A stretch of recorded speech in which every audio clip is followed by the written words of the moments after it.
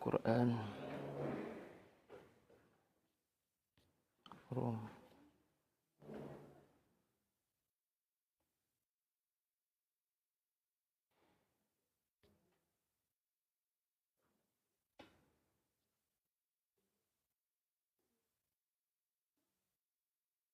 Okay, surah Rum.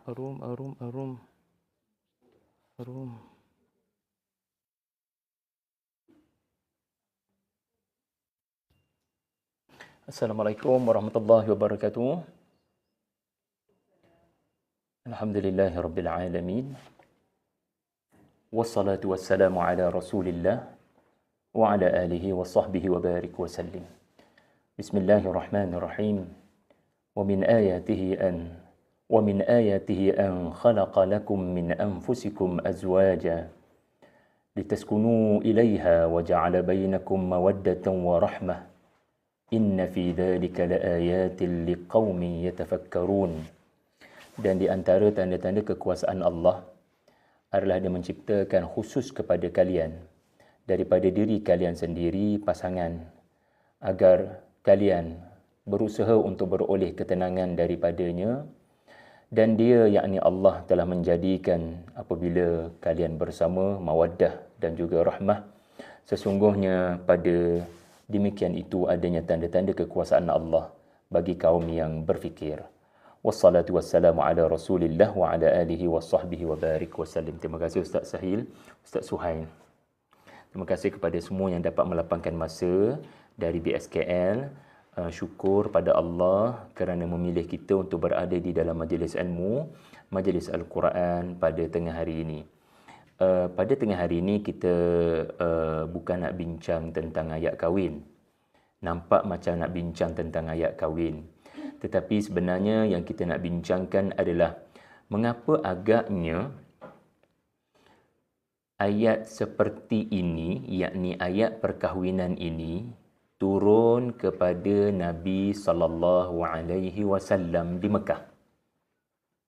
Jadi kita nak bincang perkara tersebut selama 50 minit insya-Allah ke 1 jam lah. Kita nak bincang kenapa ayat perkahwinan ini, betul tak ayat ni anda pernah dengar? Mungkin 20 tahun lepas ataupun mungkin perkahwinan anda 30 tahun lepas. Ayat yang disebut ayat khutbah nikah. Betul atau tidak? Ataupun qadi anda membaca ayat lain. Senyap sahaja suasana di sini kan? Ia seolah-olah menunjukkan ayat ini seperti asing dalam kehidupan kita. Saya harap tidak begitulah. Jala, kau ayat ini pernah dengar? Kalaupun bukan anda 30 tahun lepas, 40 tahun lepas, ia mungkin ayat yang baru saja anda dengar semasa mendatangi walimatul urus. Kalau anda sempat hadir majlis akad nikah, pasti ayat ini digemakan oleh juru nikah.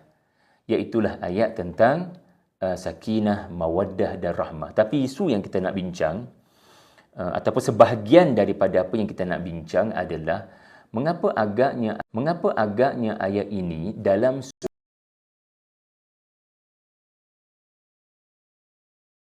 surah Ar-Rum bukan dalam surah tentang perkahwinan.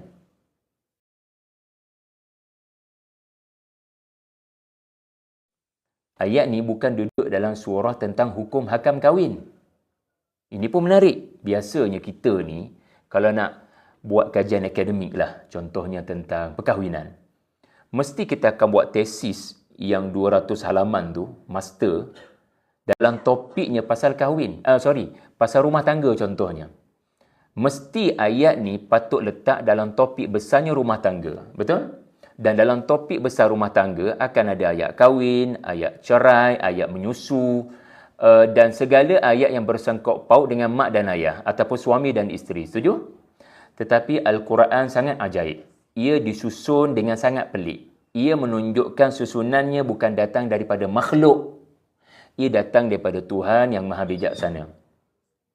Maka kita kena cari jawapan mengapakah Allah menyusun ayat sebegini dalam surah yang ada cerita peperangan. Rom, surah nombor 30 ni adalah surah yang dinamakan Allah. Nama surah tu ada kaitan dengan politik, iaitulah Romawi versus Parsi. Jadi mengapa agaknya ada ayat kahwin dalam surah yang tak ada cerita tentang talak? Macam surah At-Talaq, pernah dengar surah At-Talaq?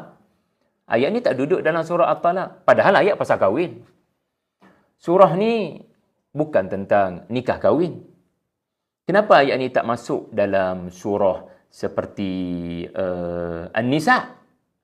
Kan kita semua wanita majoriti tengah hari ni hadir, dan kita semua faham surah An-Nisa adalah surah tentang hukum hakam perkahwinan. Surah An-Nisa tentang hukum hakam suami isteri. Surah An-Nisa banyak sangat hukum hakam yang membela wanita sebenarnya. Termasuk ayat ni. Ayat ini kalau dipegang oleh suami-suami, insya-Allah harmoni rumah tangga. Tapi tiba-tiba ayat ni duduk dalam surah perang. Jadi macam pelik kan? Jadi kita kena jawab soalan tu. Jadi kerana tema yang konsisten kita bawa di BSKL ini, satu tema yang saya jarang kupas di tempat lain, dan saya berterima kasihlah Ustaz Suhail kerana memilih tema sirah. Sirah, nak belajar sirah ni. Tetapi daripada Al-Quran ataupun surah-surah tertentu. Jadi kita kena bincang. Surah Ar-Rum turun kepada Nabi di Mekah pada tahun bila? Turun kepada Nabi pastinya ada kaitan dengan peristiwa yang berlaku, yang sampai berita itu kepada Nabi SAW di Mekah. Tidak lain tidak bukan peristiwa Rom, superpower dunia yang menguasai hampir sepertiga dunia, menguasai Asia, Afrika, apatah lagi Eropah, dan pusat pentadbiran mereka di Konstantinia telah kalah mengejut dengan satu empire lawannya yang sangat sengit, dipanggil pesaing yang sangat sengit, iaitulah Parsi. Macam mereka lah wayaran lah. Tiba-tiba sampai berita superpower dunia yang bernama yang bernama Roman Empire pada 613 Masihi. Okey, kita geopolitik sikit tengah hari ni, okey kan? Dia membantu kita untuk mengantuk dengan lebih baik lah. Geopolitik dan history. Jadi pada 613 AD ataupun Masihi, tanya ChatGPT, kita akan diberitahu antara peristiwa besar geopolitiknya adalah peristiwa Rom hilang kawasan jajahan utamanya kepada Parsi, seperti Palestin. Jatuh ke tangan Parsi. Sasanid telah menakluki. Jadi peristiwa ni viral sampai kepada pengetahuan orang-orang yang beriman di Mekah. Lebih kurang pada tahun yang ke-8, tahun yang ke-9 kenabian. Berapa tahun Nabi di Mekah? 13 tahun. Tahun ke-8 sampai berita kepada orang-orang mukmin sesuatu yang agak mendukacitakan. Kenapa Rom kalah mendukacitakan orang beriman? Cuba teka. Kerana pada tahun yang ke-5 kenabian, tahun yang ke-6 kenabian, suka kan cikgu tanya soalan, cikgu bagi jawapan. Alhamdulillah. Pada tahun yang ke-6 kenabian, kaum muslimin yang tertindas, yang diseksa, telah diberikan arahan oleh Nabi SAW berpindah ke Kemon. Kaum muslimin yang kena pukul, kena seksa, yang tertindas di Mekah telah diberikan oleh Nabi arahan untuk berpindah ke kota yang di bawah jajahan Rom. Gubernurnya adalah Kristian Najasyi. Maknanya dia dapat mandat dari Roman Empire untuk melindungi Ja'far bin Abi Talib dan para sahabat di negeri yang bernama Inna lillahi wa inna ilaihi raji'un. Cikgu dah tolong dah tu untuk tanda jawapan yang betul. Namanya adalah hari ini Ethiopia. Maka ia adalah negeri zaman dulu bernama Inna lillahi wa inna ilaihi raji'un. Bilal bin Rabah dari situ. Sebab nama Bilal Astaghfirullahalazim. Habasyah. Mungkin kerana belum makan tengah hari. Baik, jadi bila sampai berita ini kepada Nabi, maka para sahabat yang dalam mood sakit ataupun mood kekalahan, boleh menangkan Islam, asyik kena pukul, asyik kena tangkap, kena seksa, dihumban ke dalam penjara, diseksa macam tahanan Palestin hari ini.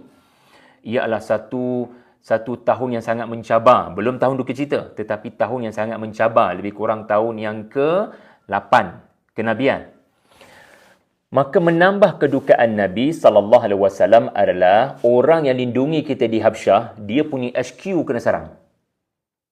Ataupun dia punya politiknya tergugat. Manakala pesaing kepada Nabi SAW, gerakan Islam pada waktu itu tidak bukan Abu Jahal lah.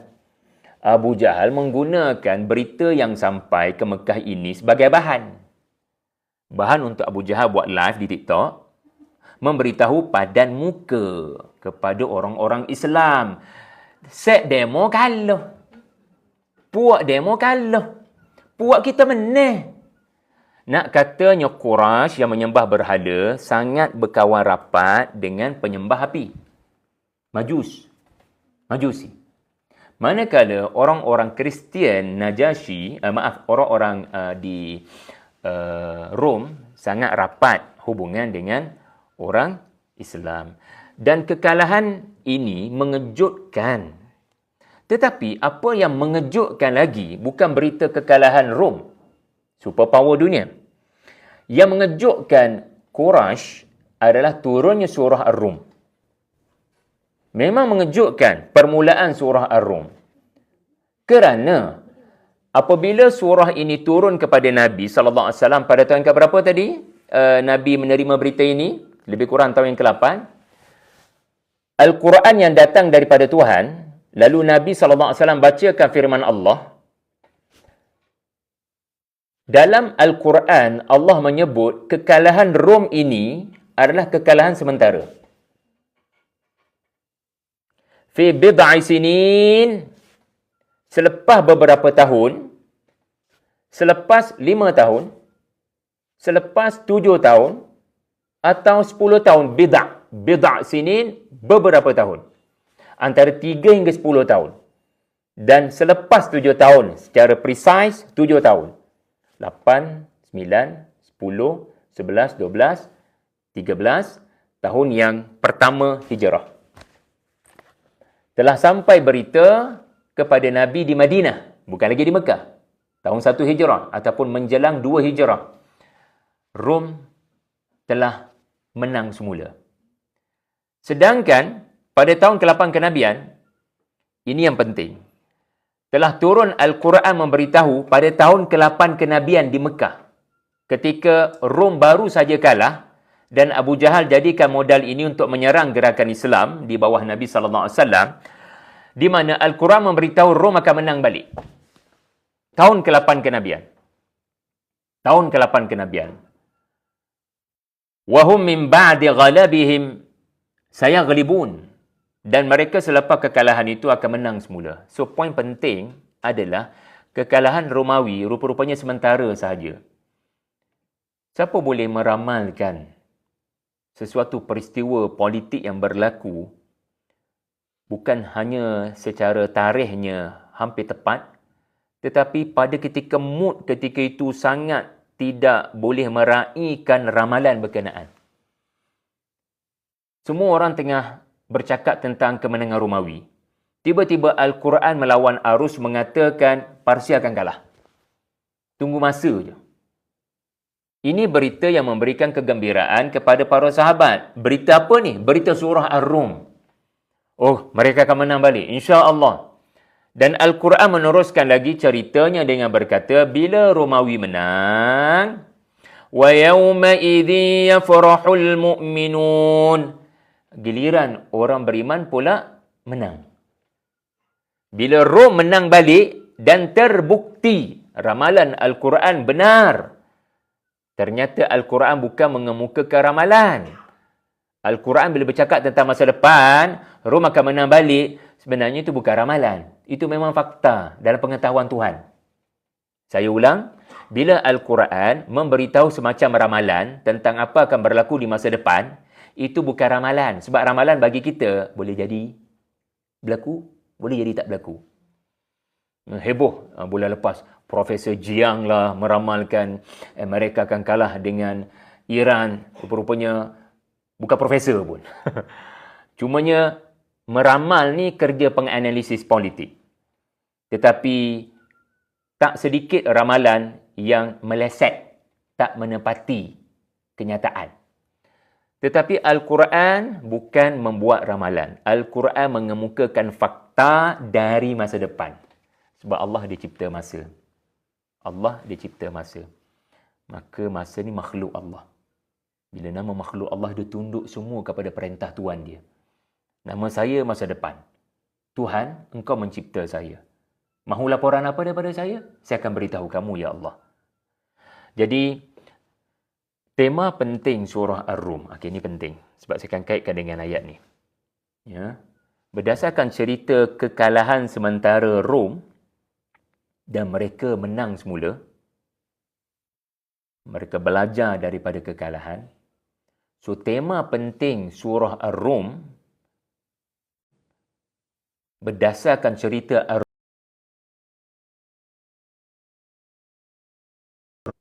Boleh faham yang tu? Bagi faham yang tu. Kalau tuan-puan boleh faham tema ni, subhanallah.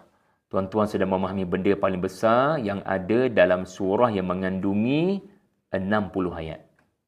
Panjang ni. Tetapi dengan hanya satu tema, anda sedang memahami benda yang sangat besar, iaitulah apabila seseorang itu diuji dengan kekalahan dalam hidupnya, okey, apa kekalahan dalam hidup kita?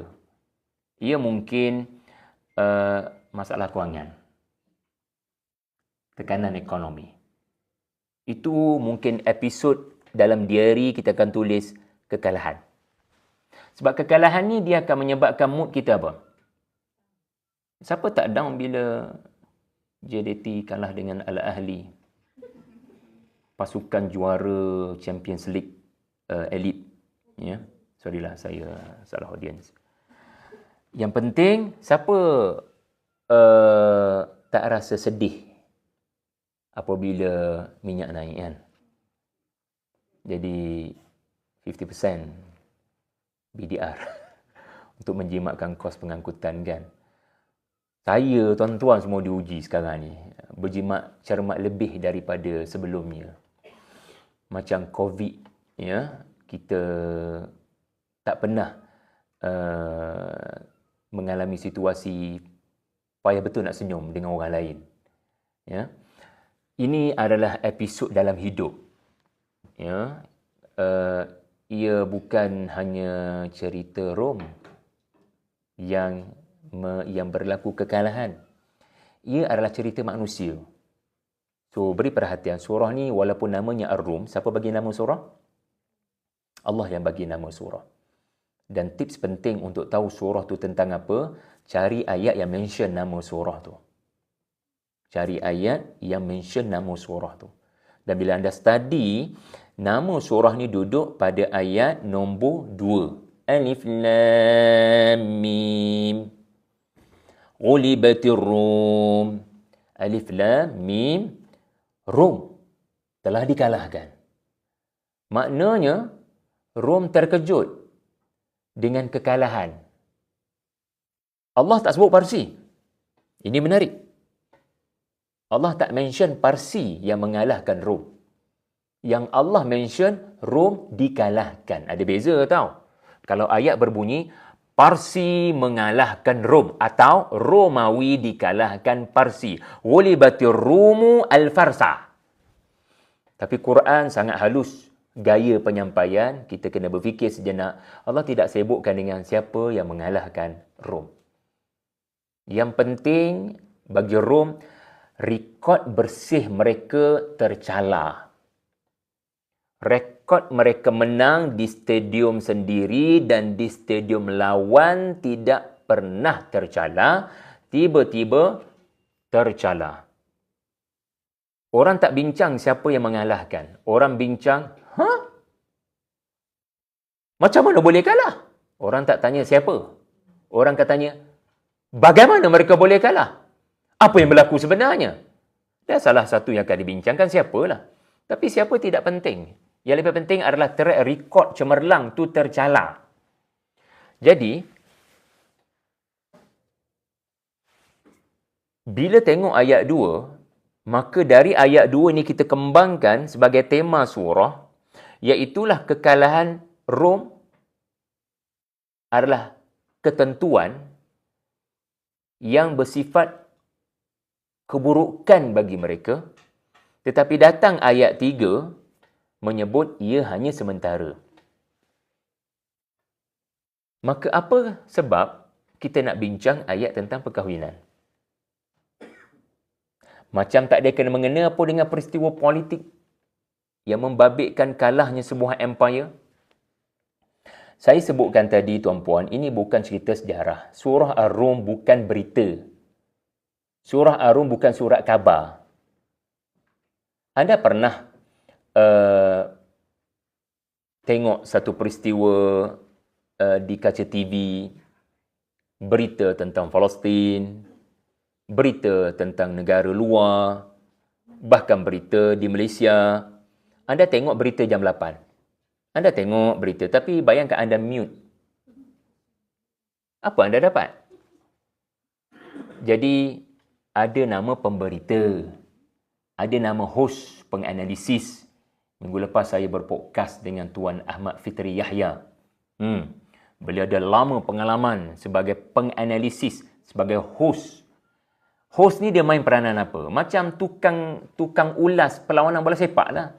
Ada beza tak pergi Bukit Jalil dengan tengok di TV? Ada beza. Sebab di TV, kita bukan hanya dengar sorak. Bahkan di TV mungkin tak dengar sangat sorak. Kita hanya dengar suara orang.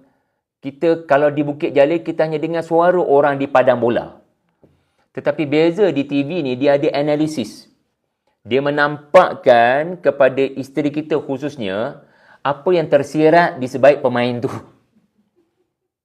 Apa yang tersirat di sebalik kekalahan dan kemenangan tu. Sebab isteri kita mungkin tak tahu banyak tentang bola sepak. Ya? Jadi dia memerlukan bantuan pencerahan daripada pengulas berkenaan.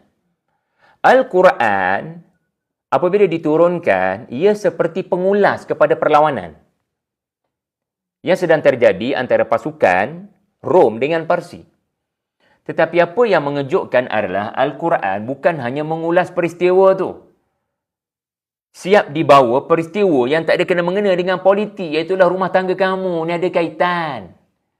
Allah mengulas tentang perkahwinan dalam surah tentang kekalahan sementara. Apa kaitan?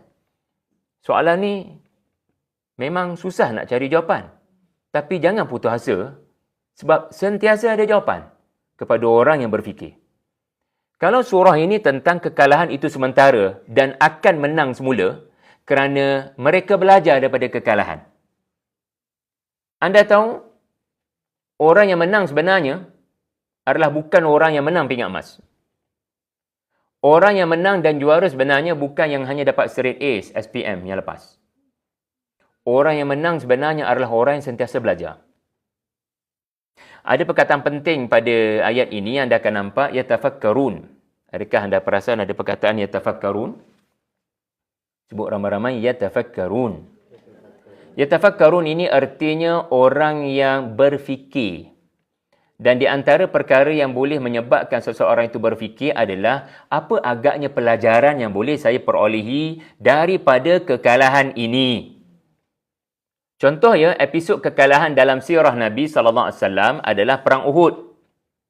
Pengulas-pengulas perlawanan akan kata Uhud antara perang yang disebut sebagai kalah. Kerana apa? Kerana kaum muslimin tidak menang. Sebenarnya tidak bermakna tak menang, bermakna kalah. Tidak bermaksud anda tak menang, automatically anda kalah. Itu satu isu lah.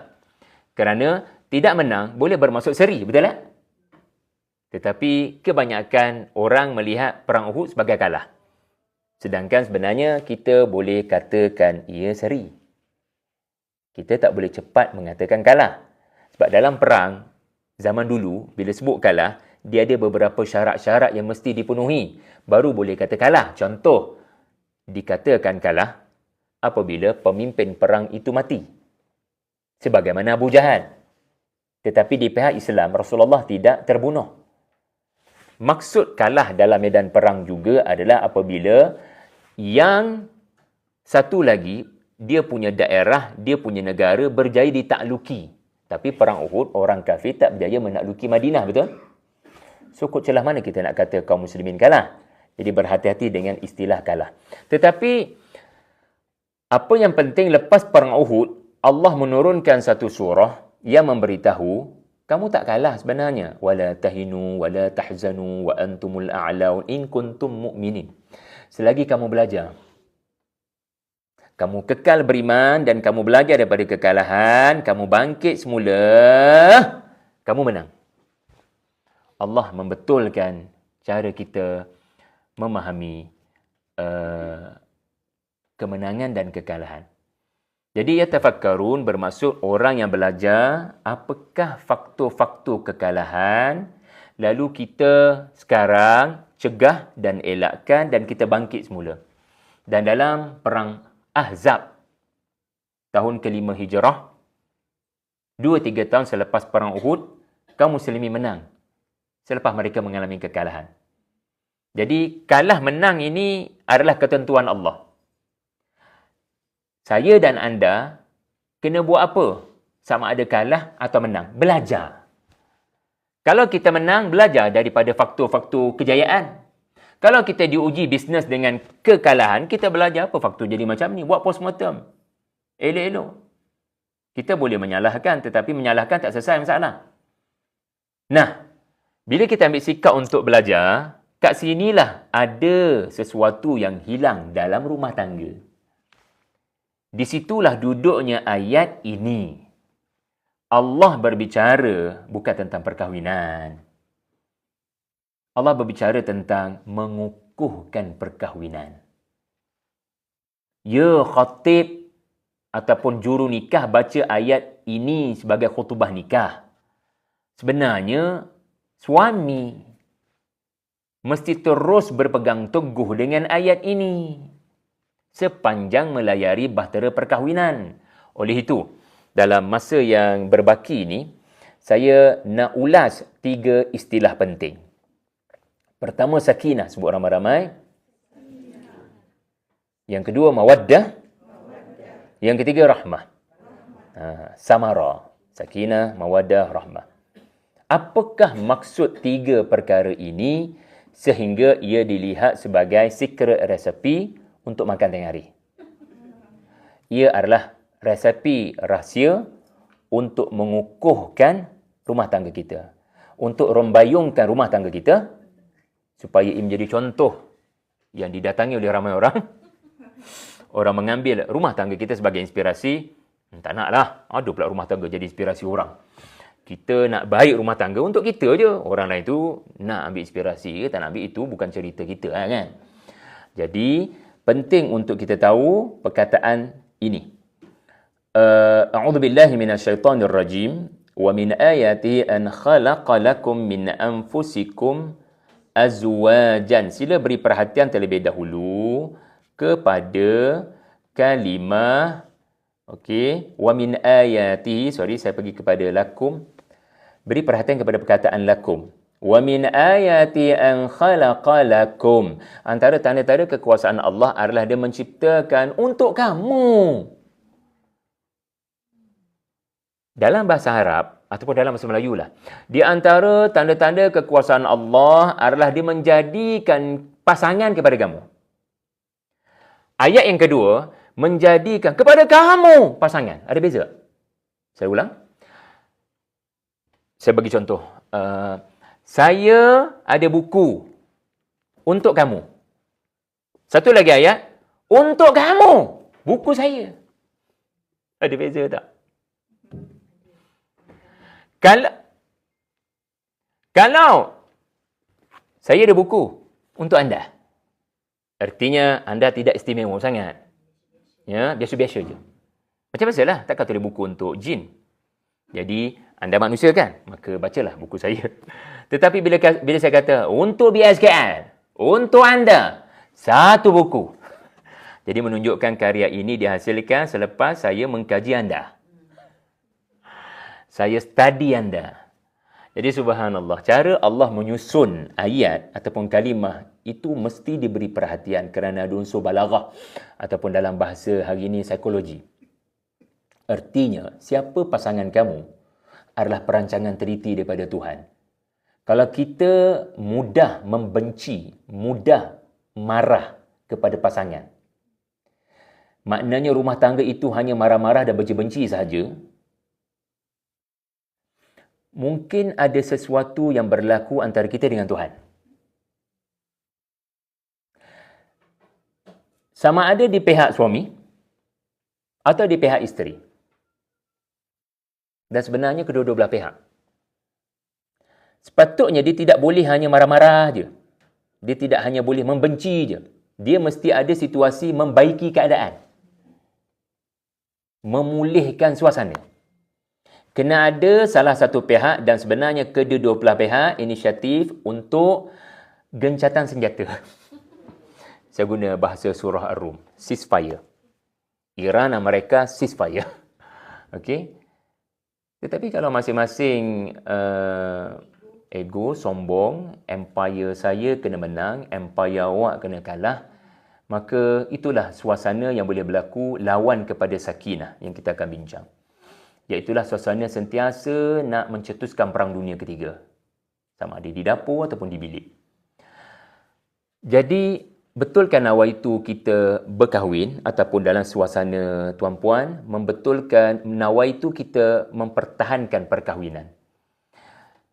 Cara saya bersama dengan pasangan, cara saya berkomunikasi dengan pasangan, cara Syahari bercakap dengan isterinya boleh menunjukkan hubungannya dengan Tuhan.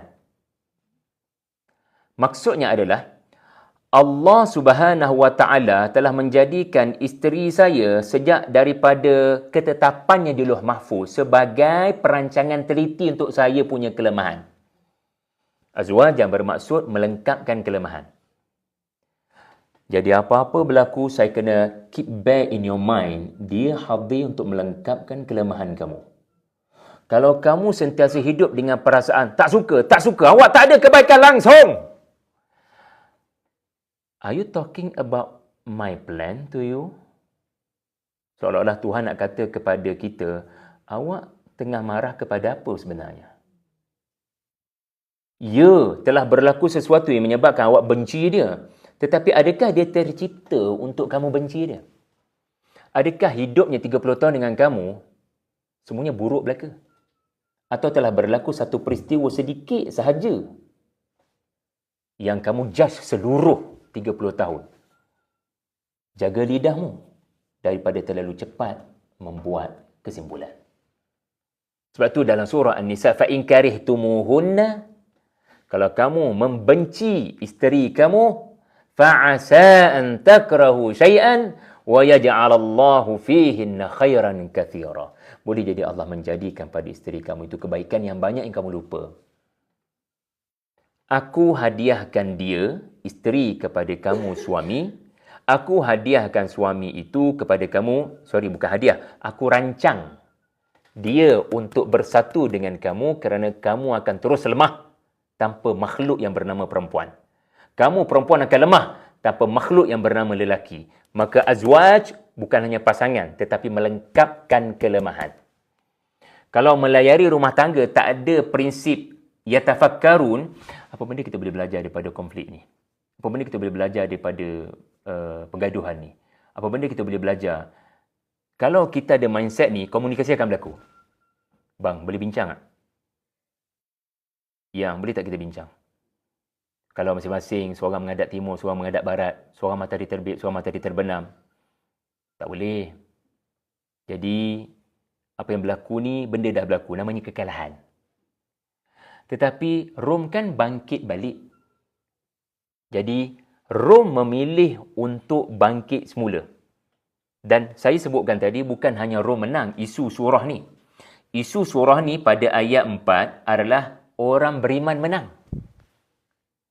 13 tahun kat Mekah apa yang berlaku? Kita boleh katakan kekalahan. Betul? Kepada Nabi SAW dan para sahabat, 13 tahun itu boleh dikatakan kekalahan dari sudut kuasa politik. Orang Islam tak mampu nak menang ke atas kebatilan Abu Jahal and the gang. Tetapi apa yang berlaku di tahun yang kedua? Okey, ulang kaji sekejap. Tahun ke berapa Nabi di Madinah mendapat berita Rom menang balik tadi saya sebut? Tahun pertama. Hijrah ataupun menghampiri 2 hijrah. Ia membenarkan apa yang Al-Quran kata lebih kurang 7 tahun lepas, 8 tahun lepas. Betul lah Al-Quran sebut 8 tahun lepas. Masa tu kita sedih kerana Rom baru je kalah. Dan ketika kaum muslimin gembira di Madinah dengan berita kemenangan semula Romawi, kawan orang-orang Islam ketika itu, tak sampai setahun, pada tahun 2 Hijrah apa berlaku di Madinah? Perang apa yang telah menyebabkan kaum muslimin pula menang ke atas sekutu kepada Majusi Quraisy di Mekah? Perang apa tuan-puan? Tolonglah jangan buat saya sedih. Tadi dah tak jawab, kali ni jawab ah. Tidak lain tidak bukan, tahun 2 Hijrah adalah perang Badar, perang Badar. Jadi sebenarnya perang Badar adalah perang yang telah memberikan inspirasi kepada kaum muslimin di kemudian hari. Kuantiti bukan segalanya. Perang Badar, yatafakkarun apa dia? Kita ada usaha, lebihnya Allah bantu. Binasrillah yansuru man yasha. Ya, kita kena ada kuantiti. Tapi kuantiti bukan segalanya. 313 je pun. Tak ready nak berperang dengan jumlah 1000. Tapi tak apa, kita fokus kepada effort. Kita do the best and then tawakal pada Allah. Allah bantu perang Badar menang. Walaupun 300 lawan 1000. Jadi, perang Badar adalah benchmark kepada perang-perang seterusnya, sehingga bila Nabi wafat SAW, zaman Umar jadi khalifah, banyak perang berlaku, khususnya perang-perang yang berlaku di daerah Jordan. Ustaz Jordan. Perang seperti Yarmouk, sebelumnya Mu'tah, di mana Rom kalah pada orang Islam. Tadi kita bincang, Parsi akhirnya kalah kepada Rom. Tetapi ayat 4 bagi tahu akan datang satu situasi orang beriman pula akan gembira. Kerana mereka mengalahkan yang mengalahkan Parsi. Dan sebenarnya orang Islam gembira kerana mereka mengalahkan Rom dan Parsi. Jadi nak katanya, bola di tangan kamu. Kamu nak jaringkan gol ataupun tidak, kamu punya bahagian. Maka bila orang beriman mengambil sikap untuk belajar, kita kena bangkit balik 13 tahun, kita sakit, kita belajar untuk bangkit, maka Allah mengurniakan kemenangan. Dalam rumah tangga pun macam tu lah. Bila kita mengambil sikap untuk memulihkan rumah dan tangga, maka selebihnya Allah akan bantu. Kalau tidak ada inisiatif, kalau tidak ada komunikasi, bagaimana Allah akan membantu? Jadi ini adalah makna azwajan dan kita terus pergi kepada sakinah. Sakinah ni, ada nama sakinah di BSK? Tak apalah tuan-tuan, buat lawak pun tak jadi dah waktu macam ni. Sakinah, dalam bahasa mudah lah ya, rasa tenteram, rasa tenang, maknanya tak ada rasa bahaya. Bila duduk kat rumah tu, kita tak rasa ada benda bahaya nak berlaku. Sama ada bahaya daripada orang dalam rumah, apatah lagi orang daripada luar rumah. Tahniahlah kalau pukul 5 petang je, rasa tak sabar nak balik rumah. Tapi kalau pukul 5, kalau boleh nak duduk kat pejabat lagi. Ada alamat lah kat situ. Okey. Tapi kalau ada urusan tak apalah tuan-tuan. Maksud saya, kita ada bahaya kat rumah. Itu maknanya rumah tangga yang telah tercabut litaskunu ilaiha. Dan perintah litaskunu ilaiha ni dia bukan perintah. Dia adalah sirah yang memberitahu litaskunu, panjang tak? Nu. Dia menunjukkan misi yang panjang kaum suami. Awak-awak semua termasuk yang bercakap ni, inisiatif kena mula daripada kamu. Litaskunu ilaiha. Apa-apa berlaku mungkin ada salah pihak perempuan. Tetapi Allah sedang bercakap kepada makhluk yang tercipta dengan sifat ego dan payah benar nak merendah diri. Tetapi bila Allah kata dengan dalam bentuk begini, you can do it. Apatah lagi kalau sesuatu konflik berlaku dalam rumah tangga punca daripada keputusan suami. Lagilah payah untuk memulakan perbualan. Tetapi Allah sedang memberitahu solusi. Di mana litaskunu ilaiha. Ila ni, kalau kita belajar huruf jar dalam bahasa Quran ni, ila ni menunjukkan sesuatu yang sangat jauh. Maknanya payah nak capai. Maksud payah nak capai, banyak rumah tangga hilang benda ni. Padahal baru kahwin 6 bulan lepas. Padahal baru kahwin setahun lepas. Ups. Tetapi sakinah mudah sangat hilang. Sebab dia tak baca ayat ni daripada awal. Wa min ayati dia terlepas. Lakum dia tak belajar. Anfusikum dia tak belajar. Azwajan dia tak belajar. Dia hanya kahwin untuk menghalalkan hubungan. Tak lebih daripada tu. Sedangkan awal itu kita berkahwin, pertama sekali sebelum dengan dia, tetapi dengan Tuhan. Apa tujuan saya kahwin? Saya nak tengok, ni ada kaitan dengan sakinah. Dia ada kaitan dengan mawaddah pula. Sebelum tu, saya nak simpulkan, sakinah adalah maskan. Maskan, masakin. Suasana rumah yang ada ketenangan sebab suami sentiasa menunaikan nafkah. Okey? Dan tenang juga di rumah itu kerana suami support. Karier, kerjaya. Sebagaimana Nabi SAW, ya, setiap isteri ada bilik masing-masing. Dipanggil hujurat. Kalau isteri-isteri itu berkongsi bilik, nampak tidak ada penghormatan kepada privasi dan kepada potensi yang ada kepada setiap isteri-isteri. Maka Nabi SAW menunjukkan sunnah yang begitu hebat sehingga ada nama di dalam Al-Quran surah Al-Hujurat. Maksudnya bilik-bilik isteri ini jangan sesiapa masuk tanpa izin ataupun mengganggu waktu Nabi bersama dengan salah seorang isteri di Al-Hujurat. Bacalah asbabun nuzul surah Al-Hujurat best. Di mana ada orang mengganggu waktu privasi Nabi dengan isteri ataupun surah At-Tahrim. Jadi bila kita rasa tenang, harmoni, financially okey, maka sakinah sedang berlaku. Tetapi Allah sebut dalam bentuk fa'al mudhari'. Kalau sesiapa belajar bahasa Arab, sakinah dalam bentuk fa'al mudhari' bermakna kamu kena berusaha untuk terus-menerus memelihara perkara ini. Bila sebut dalam bentuk fa'al bermakna dia kena bersifat usaha yang berterusan. Dia bukan hanya automatically akan dapat selepas kahwin sampai bila-bila. Tak. Dia tak terjamin. Bila Allah guna dalam bentuk fa'al, bukan dalam bentuk isim, bermaksud benda ni boleh hilang kalau kamu tak usaha untuk mempertahankan rumah tangga. Walaupun selepas 10 tahun. Walaupun selepas 20 tahun. Apa kamu buat masa anniversary? Apa kamu buat masa birthday dia? Apa kamu buat pada hari istimewa dia? Ada buat sesuatu tak? Untuk mempertahankan benda ni litaskunu ilaiha. Maka hal-hal begini, ya, kita tidak boleh abaikan. Kemudian Allah berbicara dalam bahasa isim mawaddatan warahmah. Bermaksud dalam rumah yang kamu nak mempertahankan dia punya keharmonian itu, Allah kata ada dua proses perlu berlaku. Pertama mawaddah, yang kedua rahmah. Maka mawaddah ini kata Imam Qurtubi adalah bersama, bersatu. Ya, yang boleh melahirkan anak.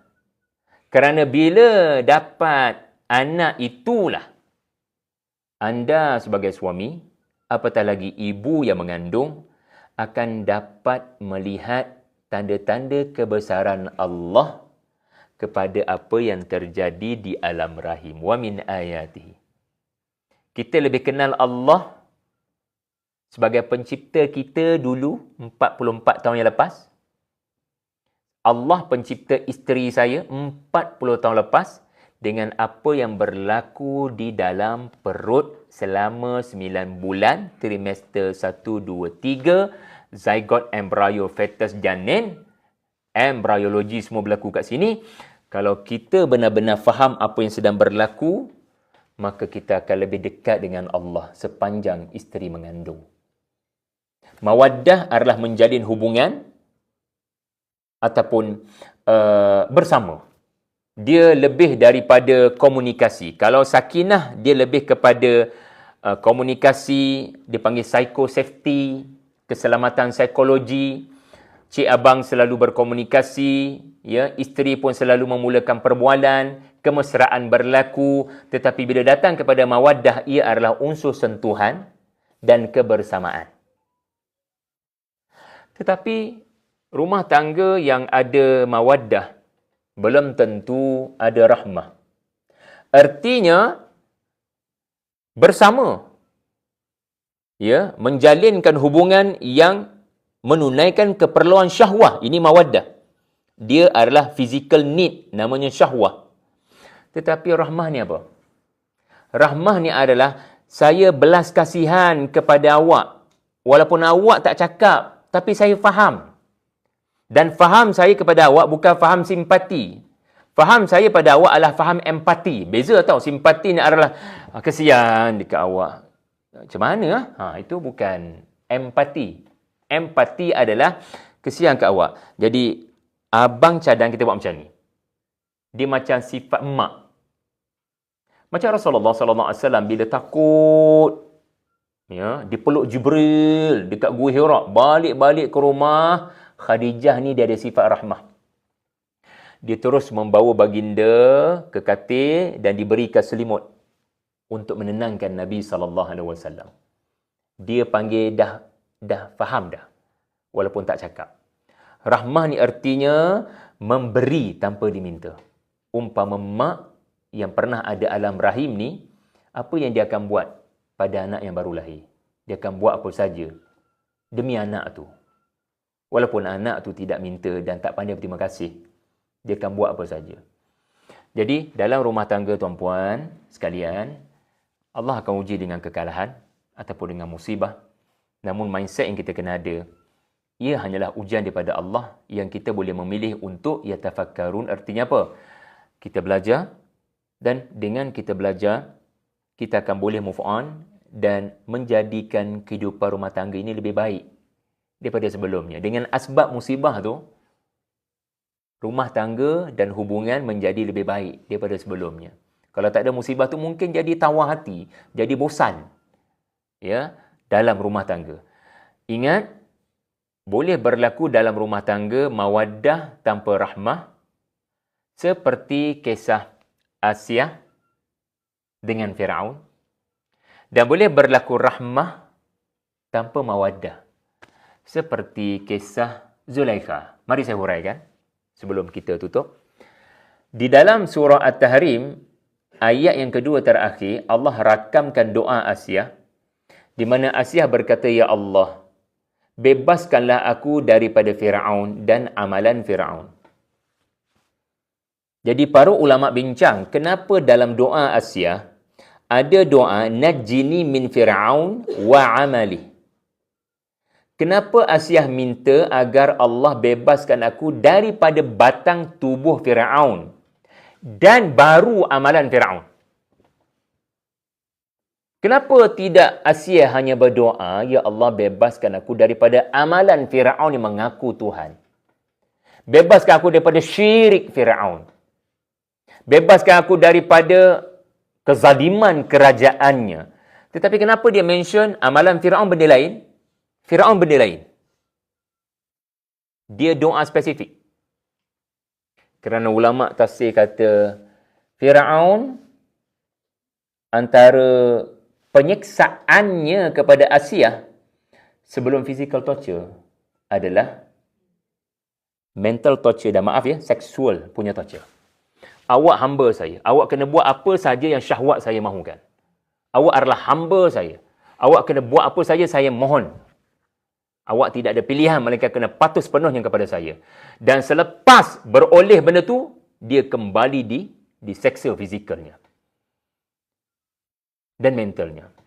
Jadi ada perempuan, ya, Allah uji, moga Allah kuatkan wanita-wanita yang mana suami hanya mahukan daripadanya tubuhnya dan tidak lebih daripada itu. Semoga Allah kuatkan wanita yang diuji seperti Asia. Aku cakap tentang Musa punya ajaran, kau tak nak dengar. Aku bercakap tentang berhenti genosid, kau tak nak dengar. Yang kau nak hanya aku follow kemahuan hawa nafsu kau. Maka itu adalah rumah tangga yang Allah uji, mawaddah tanpa rahmah. Adapun rahmah ada, tapi mawaddah tak ada. Kerana ada rumah tangga Allah Ta'ala uji, di mana suami selalu beri apa sahaja isteri mahu, tapi suami tidak pernah menyentuhi dan menggauli isterinya. Nafkah batin tidak ditunaikan. Jadi, ini bukannya ayat tentang pernikahan. Ini adalah ayat tentang membetulkan semula matlamat kita berkahwin walau telah 30-40 tahun kita berkahwin, insya-Allah, ya. Dan saya harap tuan-puan hargailah mengapakah Allah menjadikan surah ini di dalam surah yang ada cerita tentang politik dan peperangan, dan menjadi satu perkara yang kerap di dalam Al-Quran. Bila cerita politik akan ada cerita tentang rumah tangga. Kalau ada cerita tentang lelaki ke medan perang, mesti ada cerita perempuan kat rumah. Kalau tak percaya boleh tengok surah seperti Al-Ahzab. Surah pasal perang, tetapi ada cerita tentang isteri Nabi sallallahu alaihi wasallam. Cerita isteri Nabi paling detail dalam surah apa? Cerita isteri Nabi paling detail dalam surah pasal perang. Perang Al-Ahzab. Cerita cerita tentang kebajikan perempuan ada di juzuk 2 Al-Baqarah. Juzuk 2 surah Al-Baqarah ada cerita tentang penyusuan, nikah kahwin, perceraian, wanita kematian suami. Juzuk 2. Juzuk 2 juga penuh dengan cerita jihad. Kenapa Allah letak sekali tu? Dalam surah An-Nisa, mula-mula surah An-Nisa cerita tentang hukum hakam poligami, hukum hakam suami isteri nusyus. Tapi surah An-Nisa juga penuh dengan cerita perang dan pentadbiran negara. Kenapa jadi macam tu? Sama juga kat sini. Surah tentang perang, tapi ada cerita rumah tangga. So, apa kita belajar? Pemimpin yang baik untuk negara lahir daripada rumah yang baik. Kalau suami memahami isteri, isteri memahami suami, peperangan tidak berlaku di rumah kerana sakinah, mawaddah, rahmah berlaku. Tidak ada peperangan, bukan bermaksud tak ada perang, tetapi sentiasa ada ceasefire. Sentiasa pandai berdamai dan pandai memaafkan. Sebab hidup ni bukan soal memaafkan, apatah lagi menyalahkan. Hidup ni soal nak belajar ke tak nak belajar daripada setiap ketentuan dan konflik yang berlaku. Jadi bila sikap positif ada kepada kedua-dua belah pasangan, maka anak-anak takkan nampak peperangan itu. Anak-anak takkan mewarisi. Ini yang lebih penting. Ini yang lebih penting. Anak-anak bukan hanya tak nampak, kerana kalau mereka nampak piring terbang, bukan UFO, piring terbang di dapur, na'udzubillah ya Allah daripada penggunaan senjata, ia boleh menyebabkan anak-anak itu nampak benda sama aku boleh buat pada bakal suami aku, pada bakal isteri aku. Kemana tumpahnya kuah kalau tidak ke nasi? Anak lebih cepat belajar daripada apa yang dia nampak, daripada apa yang dia dengar. Ayah cakap apa pun, anak lebih faham bahasa ayah pada mak. Jadi hati-hati dengan apa yang berlaku di dalam rumah kerana ada mata yang sedang melihat dan akan mewariskan benda yang sama kepada bakal isteri mereka nanti. Kalau mereka tidak belajar daripada Quran, mereka akan follow apa yang mak ayah 7 keturunan mereka buat. Jadi tuan-puan sekalian, ayat ni tentang rumah tangga. Kerana rumah tangga yang baik akan melahirkan anak yang baik dan anak yang baiklah yang akan mencipta kemenangan di masa akan datang. Tadi kan kita cerita tentang kemenangan orang beriman. Kadang-kadang kemenangan tu lambat lagi. Lambat lagi. So, mulakan daripada sekarang untuk melahirkan generasi pemimpin. Rabbana hablana min azwajina wa dhurriyyatina qurrata a'yun waj'alna lil muttaqina imaman. Lahirkan daripada rumah kami pemimpin kepada orang-orang yang bertakwa. Orang yang mempengaruhi orang lain dengan kebaikan dan ketakwaan. Itu saja daripada saya. Moga ada ilmu yang baru tuan-puan dapat pada hari ini, insya-Allah. Ada apa-apa soalan setakat ni? Kita dah 145. Alhamdulillah wa sallallahu ala Muhammad wa ala alihi wa sahbihi wa barik wa sallim. Walhamdulillahi rabbil alamin. Di luar sana ada karya terbaru saya yang moga-moga membantu solat fardu suami isteri dan tuan-puan semua. Kompas surah Al-Fatihah dan juga ayat-ayat ruqyah, ya, juga karya terbaru saya, iaitulah tafsir ayatul kursi dan juga surah Al-Falaq, surah An-Nas. Mudah-mudahan membantu anda untuk lebih baik rumah tangga solat, insya-Allah.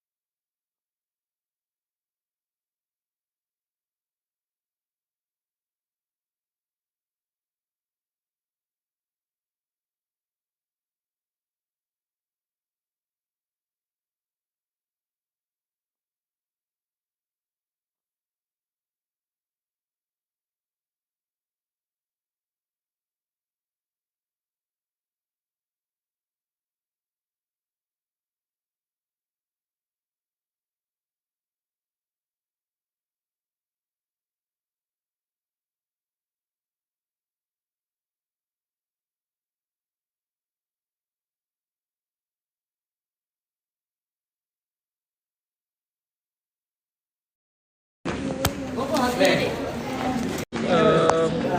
harga dia? Ada promotion atau program start. Yang ni tadi Ustaz kata surah Al-Kursi Ruqyah. Yang ni daripada 35 jadi RM30. RM30. Okay. Yang lain? Yang ni 44. Yang ni?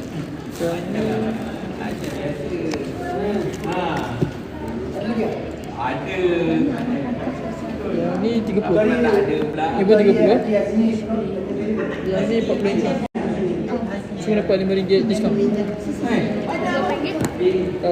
daripada 49 jadi 44.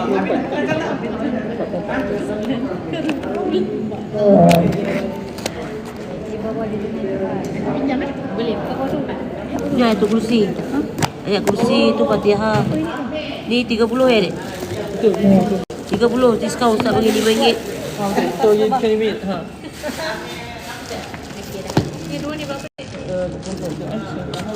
Ni 40 apa tadi?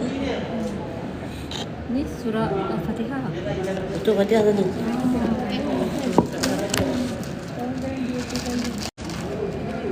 Ruqyah ni kan ayat ruqyah.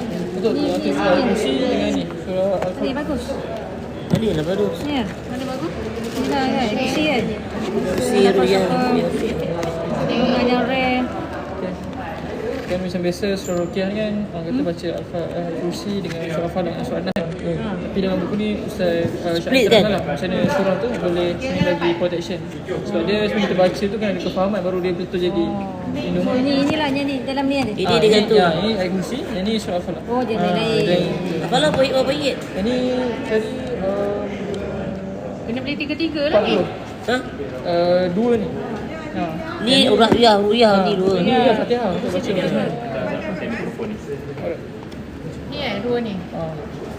tujuh. Tengah last ni kan? Lagi tengah lagi. Saya nak nampak Ni tak? ada dua ni. Okey. Ni nak sekarang kat mana ni?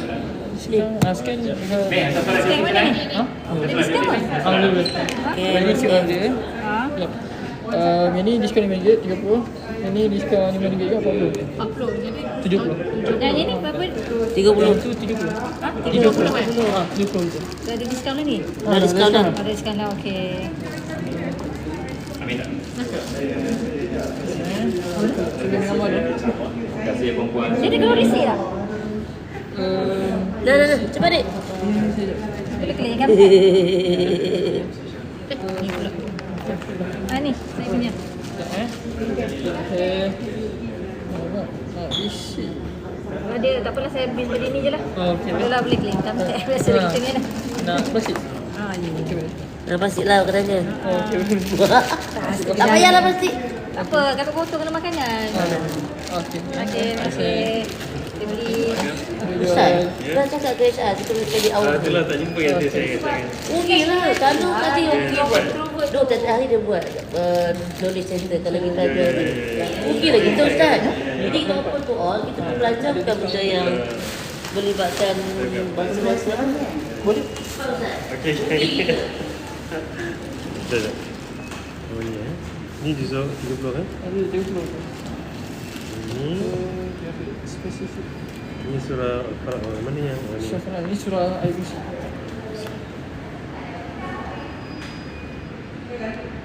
Okey, terima kasih semua.